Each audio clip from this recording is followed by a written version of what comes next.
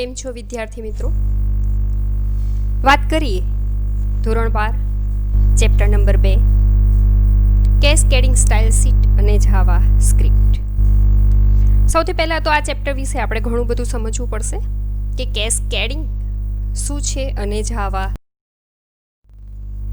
જ્યારે આપણે ઘણા બધા વેબ પેજ જોતા હોઈએ છીએ ત્યારે એ વેબ પેજની અંદર તમને જે લખાણ, સ્ટાઇલ, એની અંદર કંઈક બેકગ્રાઉન્ડમાં ચિત્રો કે કંઈ મૂકેલું હોય, કોઈ કલર બદલેલા હોય, એ બધું જ જે કામકાજ છે એ CSS સંભાળે છે. CSSનો ફૂલ ફોર્મ છે કેસ્કેડિંગ સ્ટાઇલ શીટ્સ. આગલા ચેપ્ટરમાં આપણે કોમ્પોઝર વિશે ભણી ચૂક્યા. એ કોમ્પોઝર જે સોફ્ટવેર છે એની અંદર CSS આવે જ છે, જેની અંદર આપણે હવેથી ગઈ વખતે આપણે વેબ પેજ કેવી રીતે બને ફોર્મ તે શીખ્યા. હવે શીખીશું CSSથી એની અંદર ફેરફાર કેવી રીતે થઈ શકે. કંઈ કે અહીંયા જે આપણે ભણવાનું છે એ HTML ટેગ એટલે કે હાઇપર ટેક્સ્ટ માર્કઅપ લેંગ્વેજની અંદર પણ CSSના ટેગ્સ ઉમેરી શકાય છે અને જે કંઈ પણ તૈયાર સોફ્ટવેર છે એમાં પણ CSSનો ઉપયોગ થઈ શકે છે. તો સૌથી પહેલાં તો સમજીએ CSS વેબસાઇટમાં આપેલા દર્શનીય ઘટકોની શૈલી સ્પષ્ટ કરવા માટે વપરાય છે. દસ્તાવેજની માહિતીને દર્શાવવાની વિગતોથી અલગ રાખવા, એટલે કે દસ્તાવેજની માહિતી અને જે દેખાય છે બંનેને જુદું, લખાણ વસ્તુ જુદી છે, એના બેકગ્રાઉન્ડમાં બધી ડિઝાઇન્સ ને એને કેવી રીતે લખવું એ બધું જે છે એ બંને જુદું છે. ઘટકનો દેખાવ સ્ક્રીન ઉપર કેવો હશે તે અહીંયા નક્કી કરવામાં આવે છે. કોડિંગમાં નકલ ટાળી શકાય છે, એટલે કે જે કંઈ પણ એના કોડ હોય છે એની અંદર હું કોઈ પણ વસ્તુ એક હેડિંગ 1 માટે બનાવતી હોઉં તો હેડિંગ 2 માટે હું ચોક્કસથી જુદું બનાવી શકું છું. બીજું અહીંયા એ કે છે કે જે કંઈ પણ લખાણ કે કંઈ પણ છે તો એને જુદા જુદા વિભાગમાં વહેંચવામાં આવે છે. લાઈક કંઈ પણ આપણે વેબ પેજ ઉપર લખાણ જોઈએ છે તો એની અંદર હેડિંગ હશે, પછી એની અંદર કોઈ ટોપિક હશે, એની અંદર પણ કોઈ પેટા ટોપિક હોઈ શકે, પછી બોડી પાર્ટ હોઈ શકે, પેરેગ્રાફ હોઈ શકે. એક જ વિગત માટે જુદા જુદા ઉદ્દેશોને અનુલક્ષીને જુદી જુદી સ્ટાઇલનો ઉપયોગ કરી શકાય. બીજું, કોડની સરળ જાળવણી પણ. HTMLમાં P ટેગથી ફકરાનું લખાણ શરૂ થાય છે. એટલે કે જ્યારે સળંગ લખાણ લખવામાં આવશે, HTML આપણે અગાઉ ભણી ગયા, હાઇપર ટેક્સ્ટ માર્કઅપ લેંગ્વેજ એક પ્રકારનું વેબ પેજ બનાવવાની ભાષા છે. તો એ ભાષાની અંદર આપણે અગાઉ જેમ ભણ્યા કે એની અંદરથી આપણે મેઇન લખાણ છે લખી શકીએ છીએ. હેડિંગ 1 વિશે અગાઉ વાત કરી હતી. અહીંયા આપણે વાત કરીશું પેરેગ્રાફ એટલે કે P ટેગ. P ટેગ કેવી રીતે કામ કરે છે, સાથે સાથે B એટલે કે બોલ્ડ ઘાટા અક્ષરો, પેરેગ્રાફ ક્યાંથી પાડવો, અક્ષરોને ક્યાંથી ઘાટા કરવા, એ બધી વિગતો. HTML જો સાદું લખાણ, સાદું વેબ પેજ આપતું હોય તો એની અંદર જે મારે વધારાની વસ્તુઓ જોઈએ છે એ હું આવા જુદા જુદા CSSના ટેગથી ઉમેરી શકીશ. જો વેબસાઇટ વિશાળ હોય તો ટેગનું પુનરાવર્તન કંટાળાજનક અને સમયનો વ્યય કરનારું બની શકે, પરંતુ CSSનો ઉપયોગ કરવાથી આપણી પસંદગી પ્રમાણે ઈચ્છિત ફેરફાર કરી શકીએ. અહીંયા જે આપણને P ટેગ ને B ટેગ બતાવે છે, P એટલે પેરેગ્રાફ, B એટલે કે બોલ્ડ અક્ષરોને ઘાટા કરવા છે, એવા ઘણા બધા જુદા જુદા ટેગ આવે છે. પણ અહીંયા એવું કીધું છે કે જ્યારે મારે જે શબ્દને બોલ્ડ કરવા છે તો દરેકને B tag start, B tag close આપવો પડશે. જ્યાંથી પેરેગ્રાફ શરૂ કરવો છે ત્યાં P tag start and P tag close આપવો પડશે. તો એ જ્યારે મારે ઘણું બધું લખાણ ઉપર કામ કરવાનું હોય, વેબસાઇટનું ઘણું બધું કામ રહેતું હોય, તો ત્યાં મને HTMLની અંદર આવા જુદા જુદા ટેગ્સનો વારંવાર ઉપયોગ કરવો કંટાળાજનક પણ બની રહે અને સમયનો પણ વ્યય થઈ શકે. તો CSS આપણને એવી બહુ સારી એવી સુવિધા આપે છે કે બહુ ઓછા ઉપયોગથી બહુ સરળ રીતે કામકાજ. સૌથી પહેલાં તો સમજીએ CSSની વાક્ય રચના, સિન્ટેક્સ ઓફ CSS. CSSમાં રૂલ્સ નામે ઓળખાતા વિશિષ્ટ ચિહ્નોનો ઉપયોગ કરવામાં આવે છે, એટલે કે એના જુદા જુદા ચિહ્નો જે અહીંયા આગળ આપણે ભણતા રહીશું. CSSના રૂલ્સના 2 મુખ્ય ભાગ અહીંયા ગણવામાં આવ્યા છે. એક પસંદગીકાર એટલે કે સિલેક્ટર અને બીજું છે ઘોષણા એટલે કે ડિક્લેરેશન. 2 મુખ્ય ભાગ યાદ રાખવાના, સિલેક્ટર અને સિલેક્ટરને સમજીએ. પહેલાં તો આ ઉપર તમને જે અહીંયા દેખાય છે એ છે સિલેક્ટર, છગડીયો કૌંસ, પ્રોપર્ટી, કોલન, વેલ્યુ અને છગડીયો કૌંસ પૂરો. આ એની વાક્ય રચના છે, સિન્ટેક્સ જેને કહી શકાય. હવે સિલેક્ટર જે છે H1 હેડિંગ 1 છગડીયો કૌંસ ચાલુ, કલર પ્રોપર્ટી દર્શાવે છે, કોલન બેને છૂટું પાડે છે. પ્રોપર્ટી શું હશે, કલર કેવો હશે તો કે ગ્રીન, એ ગ્રીન એની વેલ્યુ થઈ. હવે આને બરાબર સમજીએ. શેની માટે આપણે કલર બદલી રહ્યા છીએ, એટલે કે પહેલાં તો એને સિલેક્ટ કરો. એટલે કે આપણે અહીંયા ધારો કે પેરેગ્રાફ માટે કલર બદલતા હોય તો પી ટેગ આવશે. અહીંયા હેડિંગ 1 માટે હેડિંગમાં પણ ઓપ્શન્સ છે, હેડિંગ 1, હેડિંગ 2, હેડિંગ 3. હેડિંગ 1 એટલે સૌથી ઉપરનું હેડિંગ, પછી હોય પેટા ટોપિક, એના પછીનો ટોપિક. ઇટ મીન્સ જેમ જેમ હેડિંગ 1 એટલે સૌથી હાઈએસ્ટ, જે સૌથી પહેલું ફ્રન્ટ દેખાય તે હેડિંગ 1. હેડિંગ 1ની પ્રોપર્ટી શું બદલવું છે, હેડિંગ 1 માટે બદલવું છે, પણ શું બદલવું છે તો કે પ્રોપર્ટી કઈ રહેશે તો કે કલર બદલવું છે. માટે પ્રોપર્ટી શું થઈ, કલર. હવે કલર બદલવો છે, કલર કયો કરવો છે, કલરને કિંમત આપો એટલે કે વેલ્યુ ગ્રીન. યાદ રાખવાનું, એક્ઝામમાં લગભગ આ પૂછાતો પ્રશ્ન કે સિલેક્ટર પ્રોપર્ટીમાં પ્રોપર્ટી કઈ છે, સિલેક્ટર કયો છે અને એની વેલ્યુ કઈ છે. કોમ્પોઝરનો ઉપયોગ કરી CSS ની સરળતાથી ઉમેરી. કોમ્પોઝર પૂર્વ નિર્ધારિત રીતે CSS નો ઉપયોગ કરે છે. એ બાય ડિફોલ્ટ જ ઉપયોગમાં લે છે. તે જોવા માટે એડિટ મેનુમાં જવાનું, પ્રેફરન્સીસ વિકલ્પ પસંદ કરવાનો અને એની અંદર જનરલમાં જઈને તમે જોશો તો અહીંયા તમને use CSS styles instead of HTML element and attributes A already select કરેલું છે. એટલે ઘણા બધા આપણે સોફ્ટવેર ભણીશું, એ સોફ્ટવેરની અંદર બાય ડિફોલ્ટ એટલે અગાઉથી જે કંઈ પણ ગોઠવણી છે તે જોવાની ક્ષમતા પણ આપણને આપે છે. આ કોમ્પોઝરની અંદર ખોલેલી use CSS style instead of HTML elements and attributes પસંદ કરેલું છે, જે મેં તમને આગલી સ્લાઇડમાં બતાવ્યું. CSSની રચના જોઈએ હવે તો. કોમ્પોઝિશન ટૂલબાર પર CSS એટલે કે કેસ્કેડ બટન અહીં આવું દેખાશે, એની ઉપર ક્લિક કરવાનું. Page title style applied to all the elements of type H1 એટલે કે હેડિંગ 1. Create style rules. જુદા એની અંદરના ઓપ્શન્સ જોઈશું. સૌથી પહેલાં વાત કરીએ હેડિંગ 1. એટલે જ્યારે આપણે આપેલા આઇકન ઉપર ક્લિક કરીશું CSSના, એ આઇકન ઉપર ક્લિક કરવાથી આપણને જે પોપઅપ મેનુ મળશે CSS સ્ટાઇલ શીટ્સ નામનું, એની અંદર અહીંયા ડ્રોપડાઉન કરવાનું રહેશે. ડ્રોપડાઉન કરી અને H1 એટલે કે હેડિંગ 1 માટે અત્યારે આપણે ક્રિએટ કરી રહ્યા છીએ.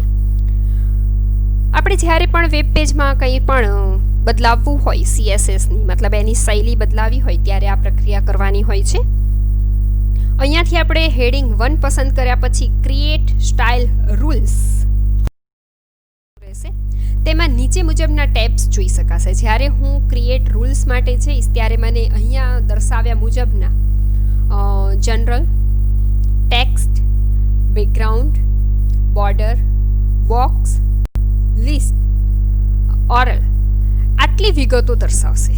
હવે સૌથી પહેલાં તો તમે એ જુઓ કે અહીંયા CSSમાં H1 સિલેક્ટેડ બતાવે છે, કારણ આપણે આગલી પ્રક્રિયામાં H1 સિલેક્ટ કર્યું અને આટલે પહોંચે. આપણે જનરલમાં છીએ, જનરલમાં અહીંયા ખાનું સિલેક્ટર બતાવે છે H1, પણ આ ખાનું ખાલી દર્શાવે છે, મતલબ હજુ આપણે કાંઈ પણ સિલેક્ટ કરેલું. નેક્સ્ટમાં આપણે પસંદ કરવાનું રહેશે. લાસ્ટમાં જનરલમાં હતા, કાંઈ જ નહોતું સિલેક્ટ કરેલું. હવે આપણે એના માટેની ટેક્સ્ટ પસંદ કરશું. એટલે કે જ્યારે આપણે હેડિંગ 1 લખીએ છીએ તો લખવાના અક્ષરોની સ્ટાઇલ, સાઇઝ, કલર બધું જ અહીંયાથી પસંદ કરી રહેશે. અપરમાં લખશું, લોઅર કેસમાં લખશું, સેન્ટરમાં લખશું, લેફ્ટ લખશું, રાઈટ લખશું, એ બધું જ અહીંયાથી નક્કી થઈ શકે છે. અહીંયા તમે જોઈ શકો છો ટેક્સ્ટને લગતી વિગતો, કયા પ્રકારના અક્ષરો છે, કલર કયા પ્રકારનો રહેશે, એની સ્ટાઇલ કેવી રહેશે, એની હાઇટ લાઇનની કેટલી રહેશે, એની માટે ફોન્ટની વિડ્થ, સ્ટાઇલ, કેસ, અલાઇનમેન્ટ.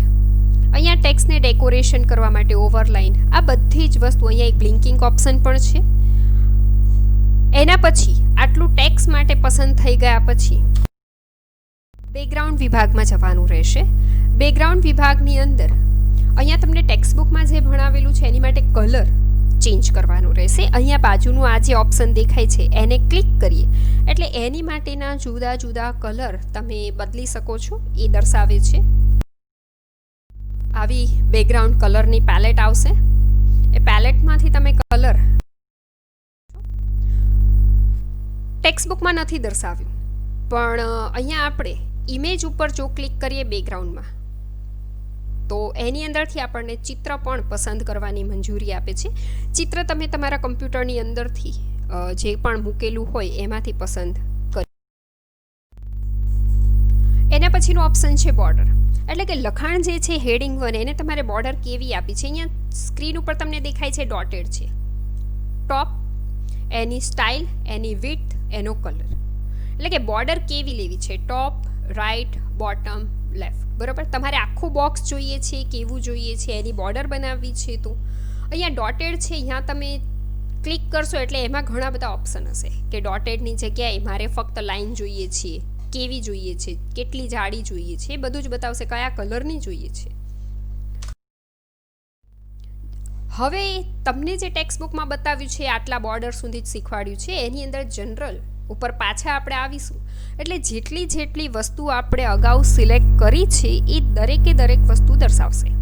મતલબ CSSમાં હેડિંગ 1 માટે આપણે બોર્ડર સ્ટાઇલ લીધી છે ડોટેડ, બેકગ્રાઉન્ડ કલર લીધેલો છે, ટેક્સ્ટને અલાઇનમેન્ટ સેન્ટર આપેલું છે, ટેક્સ્ટ ટ્રાન્ઝિશન અપર કેસ આપેલો છે, ફોન્ટ ફેમિલીમાંથી Times New Romans serif font પસંદ કરેલા છે. મતલબ આટલી વસ્તુ આપણે સિલેક્ટ કરેલી છે શેની માટે? તો કહે છે કે હેડિંગ 1 માટે. હેડિંગ 1 માટે તમે લીધેલી વસ્તુઓ અહીંયા જોઈ શકો છો. જ્યારે તમે કંઈ પણ લખાણ લખી અને અહીંયાથી ડ્રોપડાઉન આપીને હેડિંગ 1 લેશો અને લખાણ લખશો, અથવા તો લખાણ લખી સિલેક્ટ કરી અને હેડિંગ 1 લેશો એટલે તમને જે તે વસ્તુઓ તમે સિલેક્ટ કરેલી છે એ દરેકે દરેક વસ્તુઓ એની અંદર એપ્લાય થઈ જશે. આનો ફાયદો શું? તો કહે છે કે જ્યારે વેબ પેજનું ને લખાણનું ઘણું બધું કામ રહેતું હોય ત્યારે દર વખતે મારે હેડિંગ 1 સિલેક્ટ કરવાનું ને એની અંદર બધું કલર બદલવાનો, સ્ટાઇલ બદલવાની, સાઇઝ બદલવાની એની જરૂર નથી. મેં એક CSSમાં હેડિંગ 1 માટેના રૂલ્સ, આપણે રૂલ્સ જ ત્યાં બોલ્યા હતા, એ રૂલ્સ મેં નક્કી કરી લીધા. તો હવે જ્યારે હું હેડિંગ 1 માટે પસંદ કરીશ તો મેં મૂકેલા રૂલ્સ ઓટોમેટિકલી એપ્લાય થઈ જશે. સમય બચશે, કામ ઝડપથી થશે. માટે અહીંયા તમે જે કંઈ પણ કામ કરો છો એ બધું હેડિંગ 1 ને લાગુ પડે છે એવું અહીંયા નક્કી થયું. આપણે કામ કર્યું અત્યાર સુધી હેડિંગ 1 ઉપર મુજબ. હેડિંગ 1 માટે શૈલીઓ લાગુ પાડી શકાય. પાનામાં શીર્ષક ઉમેરવા માટે ફોર્મેટ ટૂલબાર 1 માંથી, બરોબર યાદ રાખજો, આપણી પાસે બે છે, format toolbar 1, format toolbar 2.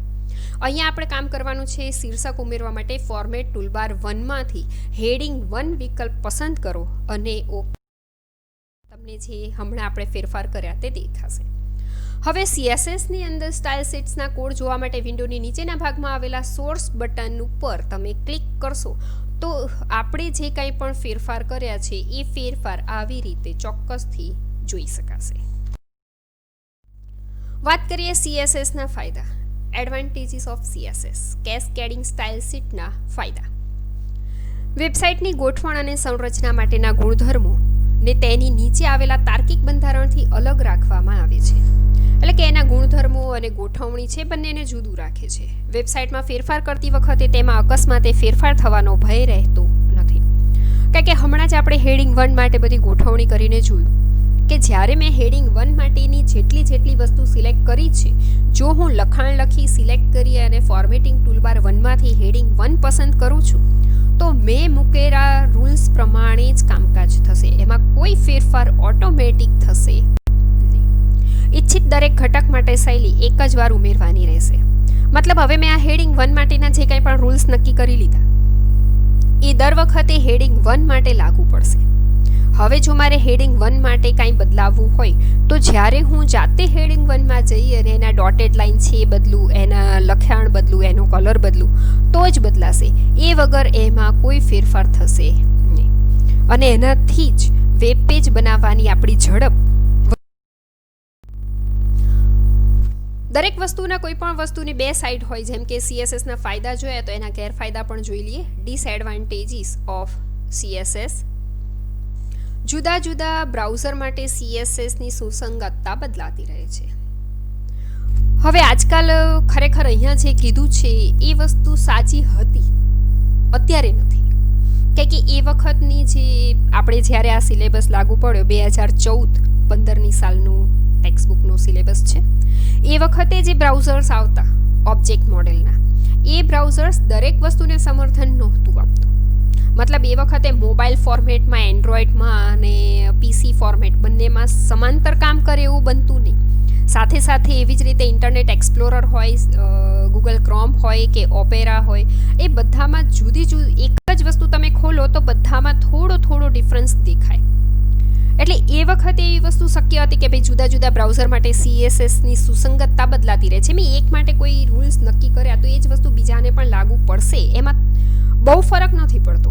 Minor એવો ફરક તમે નજરે જોઈ શકો છો, પણ અત્યાર પૂરતું એવું કહી શકાય નહીં. પણ આપણે જ્યારે ચોપડી ભણી રહ્યા છીએ તો એની અંદર જેમ લખ્યું છે, એક્ઝામમાં કદાચ પૂછાય એના ગેરફાયદા, તો આ લખવું જ પડે કે જુદા જુદા બ્રાઉઝર માટે CSSની સુસંગતતા બદલાતી રહે છે.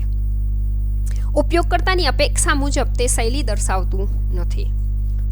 ઉપયોગકર્તા જ્યારે એક બ્રાઉઝરમાં ખોલે એને આઉટપુટ બરોબર મળે. ઇન્ટરનેટ એક્સપ્લોરરની વાત કરીએ તો અમુક વસ્તુ ઇન્ટરનેટ એક્સપ્લોરર માટે થોડીક અલગ રીતે દર્શાવે છે. જ્યારે બીજા કોઈ પણ બ્રાઉઝરમાં તમે ખોલીને જુઓ તો કદાચ તમે જે ઈચ્છો છો, તમે જે બનાવ્યું છે એવું ને એવું આઉટપુટ જોઈ શકાય. એના પછીનો ટોપિક છે જાવાસ્ક્રિપ્ટ.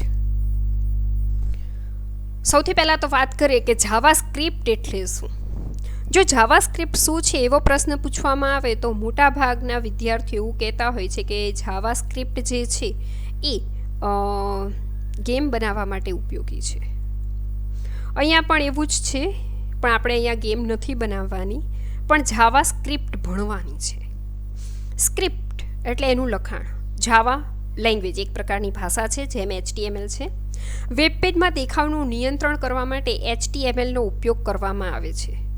અને જે HTMLનો ઉપયોગ કરવામાં આવે છે સ્ટેટિક એટલે કે સ્થિર વસ્તુ છે, જેમાં કોઈ ફેરફાર કરી શકાતું નથી. સ્ટેટિક મતલબ તમે કોઈ પણ વેબ પેજ બનાવો છો HTMLથી, ફક્ત એ સિમ્પલ દેખાય છે અથવા તો ફક્ત એ દેખાય જ છે, બીજું કાંઈ કામ કરતું નથી. કામ નથી કરતું મતલબ જાવાસ્ક્રિપ્ટનું તમને સાવ સીધું ઉદાહરણ આપી દઉં. જ્યારે તમે કોઈ પણ ઇન્ટરનેટ ઉપર કામ કરો છો, કોઈ પણ એક વેબ પેજ ખોલી અને તો તમે કોઈ પણ લખાણ ઉપર ક્લિક કરો અને જે પ્રક્રિયા થાય, તમે વિચારો કે વેબ પેજ બસ સ્ટેટિક દેખાતું જ હોય, તો એનો કોઈ મતલબ નથી. ખાલી વેબ પેજ દેખાય અને દેખાયા પછી એના લખાણ ઉપર તમે ક્લિક કરો ને બીજા પેજ ઉપર જઈ જ ન શકાતું હોય, અથવા તો અહીંયા ઇમેજ આપેલી છે, ઇમેજ ઉપર ક્લિક કરો ને ઇમેજ બીજા પાના ઉપર ખુલતી જ ન હોય, અથવા તો ઇમેજ ઉપર રાઈટ ક્લિક આપીને એના વિશેની ડિટેલ લેવી હોય તો મેળવી જ ન શકાતી હોય, તો એવા વેબ પેજનો કોઈ જ મતલબ નથી. એટલે HTML છે સ્ટેટિક વેબ પેજ બનાવે છે, જ્યારે જાવાસ્ક્રિપ્ટ એને ફ્લેક્સિબલ બનાવે છે. આપણે જાવાસ્ક્રિપ્ટ વિશે આગળ ભણતા રહીએ. ધોરણ 12માં તો આપણે જાવાના સ્પેશિયલ 4 કે 5 ચેપ્ટર પણ ભણવાના છે. અત્યાર પૂરતું થોડુંક જાવાસ્ક્રિપ્ટને હાઇલાઇટ કરીએ. બ્રાઉઝર રેન્ડર કરે પછી તેને બદલી શકાતું નથી. નેટસ્કેપે જાવાસ્ક્રિપ્ટનો વિકાસ કર્યો. પ્રોગ્રામિંગનું પાસું ઉમેરવાની સુવિધા આપતી સ્ક્રિપ્ટિંગ ભાષા એને કીધી છે. જાવા કેવી છે તો કહે છે કે સ્ક્રિપ્ટિંગ લેંગ્વેજ બ્રાઉઝરને રેન્ડર કરે. પહેલાં તો એ સમજો કે રેન્ડર એટલે શું.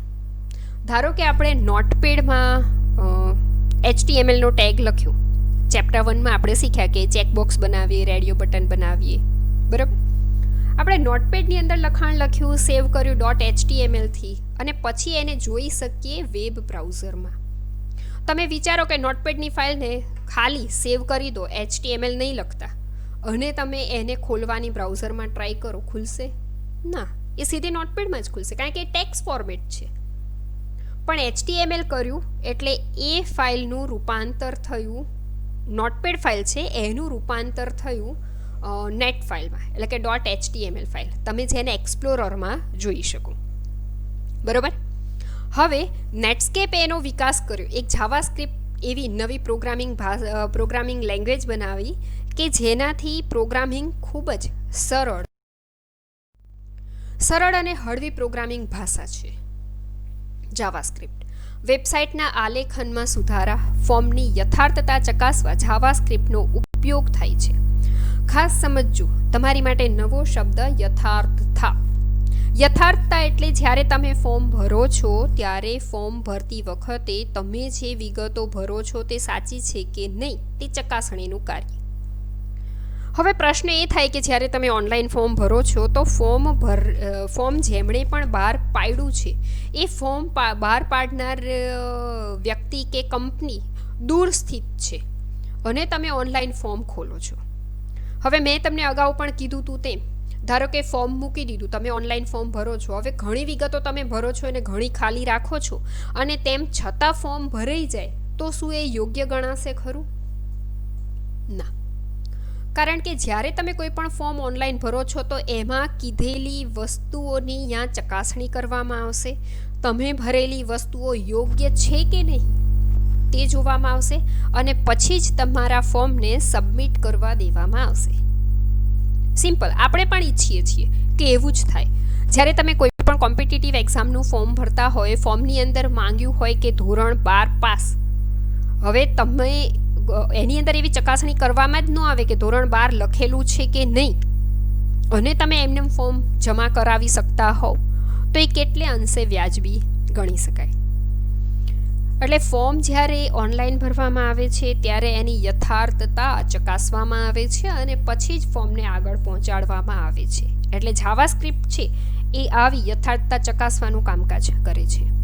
પાનામાં સંવાદન ઉમેરે છે. સંવેદના એટલે કે ફ્લેક્સિબિલિટી શબ્દ આપણે અહીંયા વાપરી શકીએ.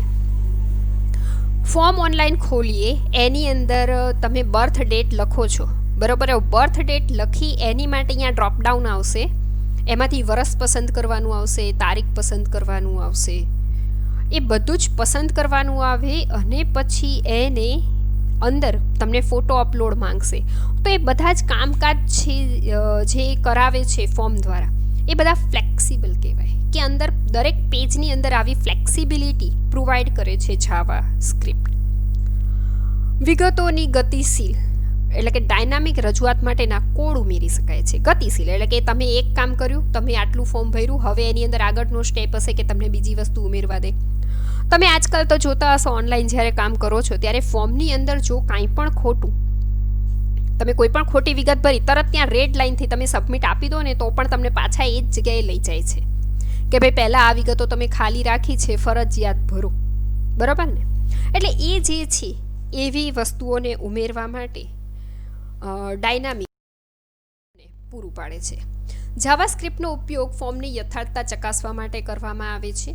કોઈ ફિલ્ડ ખાલી છોડે નહીં તેની ચકાસણી માટે પણ કરવામાં આવે છે. મેં તમને કીધું જાવાસ્ક્રિપ્ટનું કામકાજ અત્યારે તમે જે ભણો છો એના કરતાં ખૂબ વિશાળ છે, પણ તમને આ ચેપ્ટરની અંદર જે બે વસ્તુઓ મુખ્ય કીધી છે ભણવાની તે છે એનો ઉપયોગ ફોર્મની યથાર્થતાને આપણે હમણાં જ સમજ્યા કે તમે જે લખ્યું છે સાચું છે કે ખોટું છે તપાસી અને પછી આગળ મોકલશે. બીજું, સાચું છે કે ખોટું છે ક્યારે ચકાસણી કરશે? તો કે તમે કોઈ ફિલ્ડ ખાલી નથી છોડી ત્યારે. તમને નામ લખવાનું કીધું છે, તમને તમારું ધોરણ લખવાનું કીધું છે, તમને તમારો રોલ નંબર લખવાનું કીધું છે, તમે એકાદી વિગતો ખાલી છોડી દીધી તો પણ કહેવાનું છે. તમે એકાદી વિગતોમાં ખોટી વિગતો ભરી તો પણ કહેવાનું છે. બંને કામમાં જાવાસ્ક્રિપ્ટનો ઉપયોગ કરી ફોર્મમાં નીચેની બાબતો તપાસવામાં આવે છે. સૌથી પહેલાં ઉપયોગકર્તાએ કોઈ જરૂરી ફિલ્ડ ખાલી છોડી દીધું છે તો એની ચકાસણી કરશે. ઉપયોગકર્તાએ યોગ્ય ઈમેલ સરનામું દાખલ કર્યું છે એની ચકાસણી. તમને ખબર હશે, તમે જેવું ઈમેલ ટાઈપ કરવાનું ચાલુ કરો ઓનલાઈન ફોર્મમાં, તમારું ઈમેલ સાચું છે ખોટું છે વેરીફાઈડ કરેલું ગ્રીન કલરનું રાઈટ આવે, ખોટું હોય તો રેડ કલરની ચેક્સ આવે.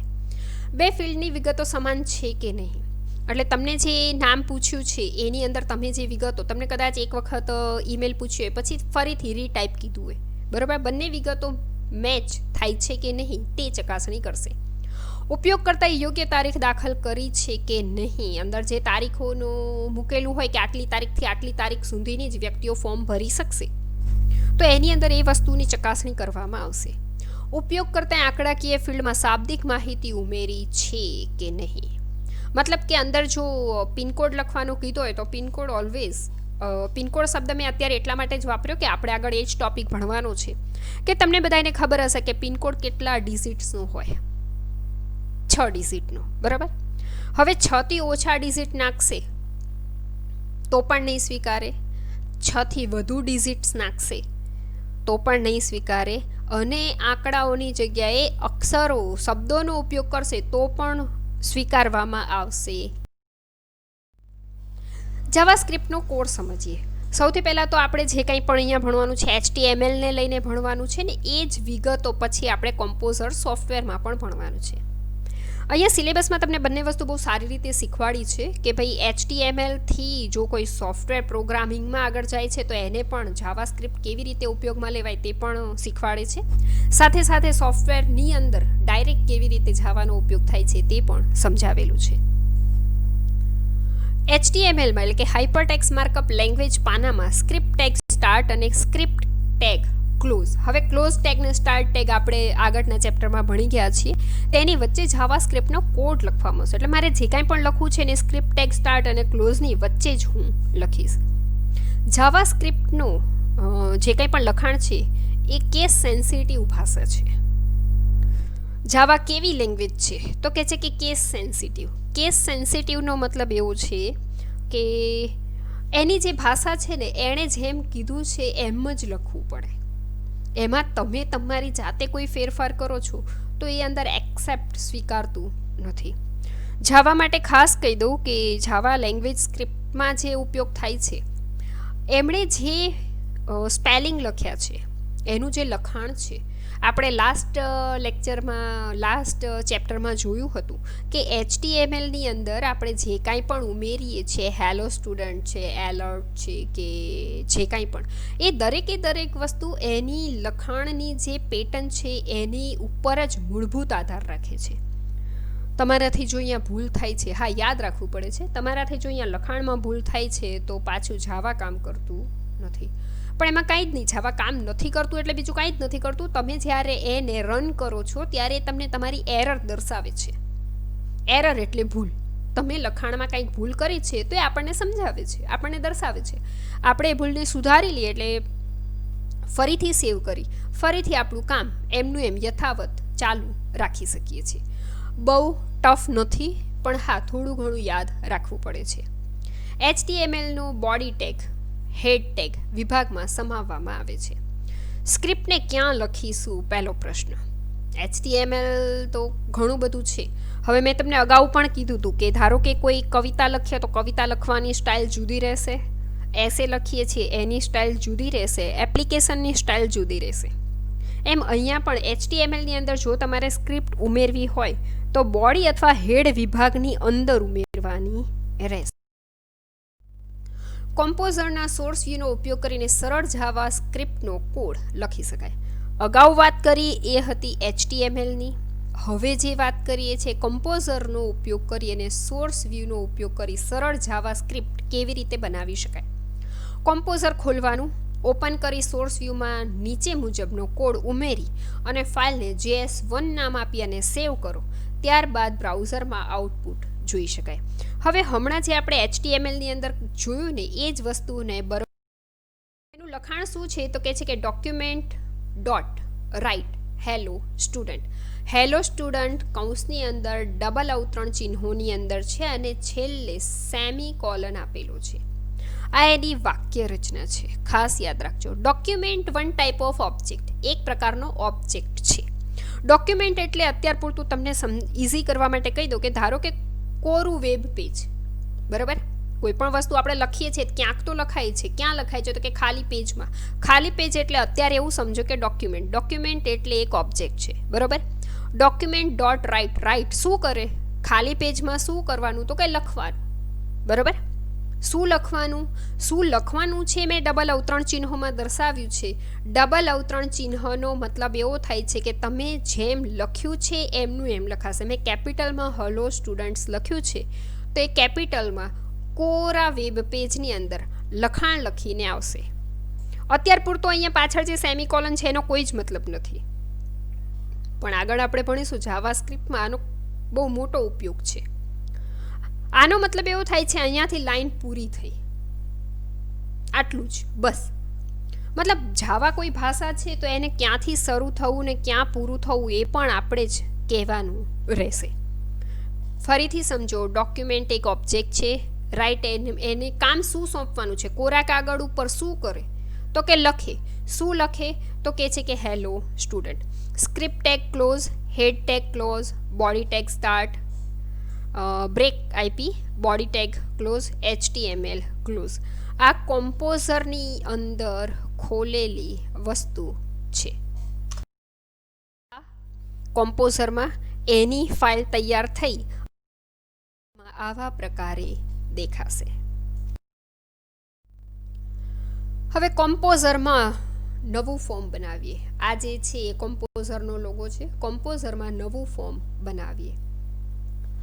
આગલા ચેપ્ટરમાં થોડી ઘણી ચર્ચા કરી હતી, બરાબર, જેની અંદર ફક્ત શું સિલેક્ટ કરવાનું ને એવું બધું આપણે સમજ્યા હતા. હવે પ્રોપરલી કેવી રીતે નવું ફોર્મ બનાવી શકીએ છીએ એના વિશે ચર્ચા કરીએ. Create a new document template ખુલશે, જેની અંદર એ બ્લેન્ક ડોક્યુમેન્ટ લેવાનું રહેશે, ક્રિએટ આપવાનું રહેશે.